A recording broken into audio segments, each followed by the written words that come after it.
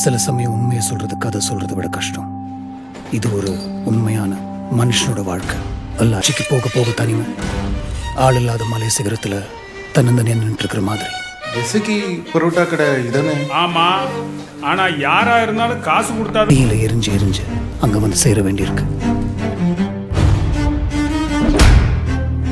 மனுஷனுங்களை அடிச்சுட்டு போற காத்து ஏதுன்னு யாராலையும் சொல்ல முடியறதில்ல. எல்லாரும் பறந்துட்டு இருக்காங்க. and kill or die. எல்லாரையும் கொன்னுருவேன். கொன்னிருக்கியா? என்னால கொல்லவே முடியாது. எனக்கு அடுத்தது நீதான் தலைவன்னு சொன்னா என்ன கொல்லுவியா? எல்லா தொழிலையும் அதுதான், kill or be killed. mad dance. இங்க கிளம்புறதுக்கும் போய் சேரத்துக்கும் சம்பந்தமே இல்லை. அதுக்கு பேர் தான் விதியா. இங்க இருந்து போக முடியுமா? ஒவ்வொருத்தரும் தப்பியோட தான் முயற்சி பண்றாங்க. எப்படியாவது எங்கேயாவது போயிடணும்னு துடிக்கிறாங்க. ஆனா தப்ப முயற்சி பண்ணா இன்னும் ஆழமா மாட்டிக்கிறாங்க. சரியா சொல்ல போனா நீ அவருக்கு பாதுகாப்பு கிடையாது, அவர் தான் உனக்கு பாதுகாப்பு.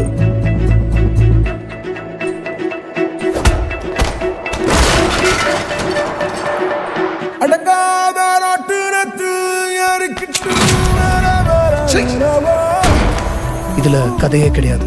என்ன அது வாழ்க்கை, அர்த்தம் இருக்குன்னா இருக்கு, இல்லைன்னா இல்லை. ஆனா இவனை பொறுத்த வரைக்கும் இது வெறும் விளையாட்டு, வேற ஒன்றும் இல்லை. இங்க இருந்து யாரும் போக முடியாதானே? இங்க பாரு, நீ இங்க எந்த பெரிய விஷயத்துலையும் ஈடுபடலன்னு வையே, உனக்கு ஒண்ணுமே தெரியலன்னு வையே, தப்பிச்சு போனா ஒருவேளை விட்டுருவாங்க. திக்கத்தவங்க கூட தெய்வம் இருக்கும்.